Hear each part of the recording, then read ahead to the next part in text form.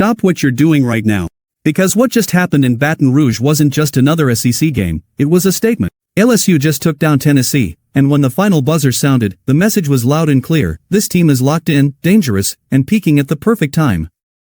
And when Kim Mulkey stepped to that podium after the game? Oh, she didn't just talk about a win, she laid down a warning to the entire conference. Before we break down everything she said, every key moment, and what this means moving forward, do me a favor. Hit that like button if you believe LSU is built for March. Subscribe right now for the most in-depth women's college basketball coverage. And drop a comment: is this the game that proves LSU is the team to beat? Because we're about to unpack the intensity, the adjustments, the leadership, and the mindset that powered LSU past Tennessee, and trust me, you're going to want to hear every second of it. Let's get into it. If you love elite women's college basketball, if you live for the intensity of the SEC, and if you respect coaches who demand excellence every single possession, then buckle up. Because what happened after LSU's win over Tennessee wasn't just a post-game interview, it was a statement. Hit that like button, subscribe if you haven't already, and drop a comment right now. Is LSU peaking at the perfect time? Let's talk about it. The final buzzer echoed through the Pete Maravich Assembly Center in Baton Rouge, and the crowd rose to its feet. The scoreboard told one story, LSU on top of Tennessee, but the energy in the building told a bigger one. This wasn't just another SEC win. This was grit. This was depth. This was identity. And when Kim Mulkey stepped to the podium afterward, you could feel it. She wasn't celebrating wildly. She wasn't over-the-top emotional. She was composed. Focused. Measured. But underneath that calm exterior? Fire. The matchup against the Tennessee Lady Volunteers always carries weight. Tradition. Legacy. Pride. The name Tennessee still means something in women's basketball. And LSU understands that. Every time these two programs meet, it's not just a conference game, it's a battle of brands. From the opening tip, LSU set the tone. Physical defense. Quick ball movement. Smart shot selection. Tennessee tried to push tempo early, but LSU absorbed it. They didn't panic. They didn't rush. They executed. Mulkey talked about composure after the game. She said that's what she wanted to see. Not just talent, poise. Anybody can score when things are easy, she explained. But can you score when it's tough? Can you defend when you're tired? That's championship behavior. And that word, championship, wasn't accidental. LSU's stars showed up. The backcourt dictated pace. The frontcourt controlled the glass. Transition defense was sharp. When Tennessee made a run midway through the third quarter, LSU didn't fold. They tightened up defensively and answered with a run of their own. Mulkey credited preparation.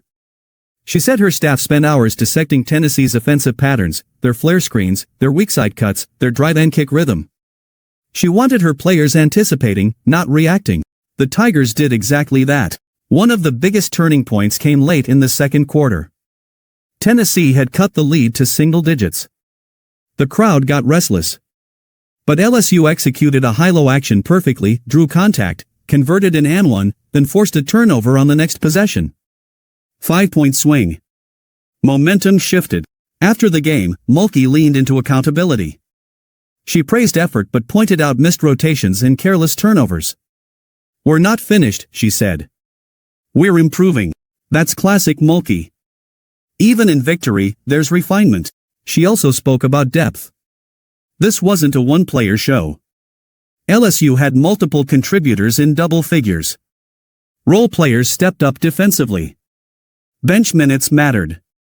And that balance, Mulkey emphasized, is what makes teams dangerous in March. Senior night added another emotional layer. The veterans were honored before tip-off, and you could sense that they weren't going to let the night slip away. Mulkey made sure to highlight leadership, not just on the stat sheet, but in practice, in film sessions, in the locker room. She told a story about one senior pulling a freshman aside during a timeout earlier in the week, breaking down defensive positioning in a way that clicked instantly. That's growth, Mulkey said. That's culture.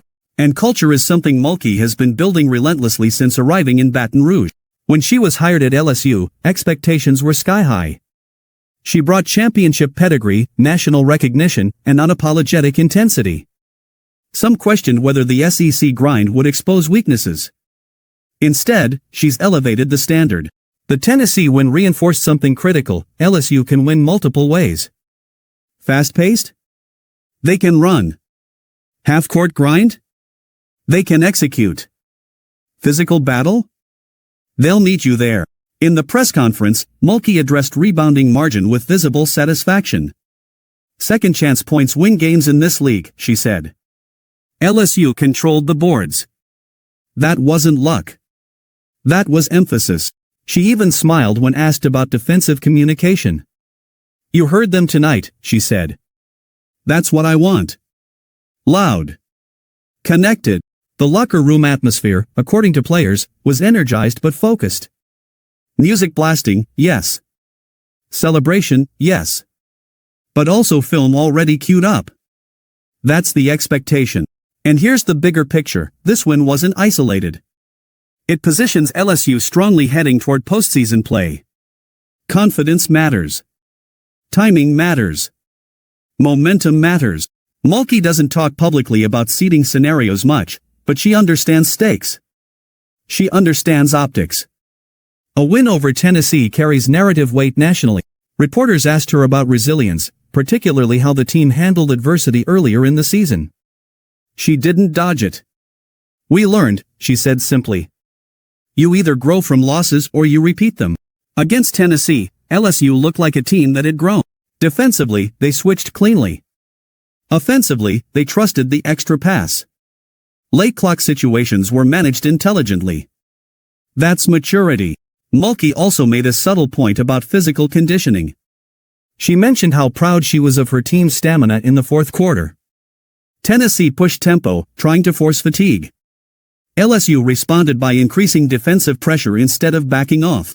That's a psychological statement. The crowd fed off it. Baton Rouge can be electric when LSU is rolling, and on this night, the energy was tangible. Mulkey acknowledged it, saying the home court advantage matters more than people think. One of the most powerful moments came when Mulkey discussed perseverance. Without naming individuals in detail, she talked about players overcoming personal challenges, injuries, doubt, outside noise.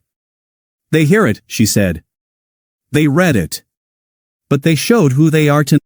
You could see pride in her eyes. For Tennessee, it was a hard-fought battle. They had stretches of impressive shot-making. They pressured the ball aggressively. But LSU's execution down the stretch separated the two. Mulkey was asked if this win sends a message to the rest of the SEC. She paused. Smiled slightly. The message is to ourselves, she replied. Play to our standard. That answer tells you everything about her philosophy. Internally driven. Standard-based. Process-focused. As media wrapped up questions, Mulkey circled back to something she said at the start of the season, that great teams are built on habits. Daily habits. Defensive habits. Communication habits. Against Tennessee, those habits were visible. In transition, LSU sprinted back. In half-court sets, they spaced properly. In defensive rotations, they trusted help-side coverage. Those details are coaching fingerprints. The players echoed their coach's tone afterward. Confident but not complacent. Proud but hungry. This wasn't a fluke performance. It was layered preparation meeting opportunity. And if you're looking ahead, that's the scary part for opponents.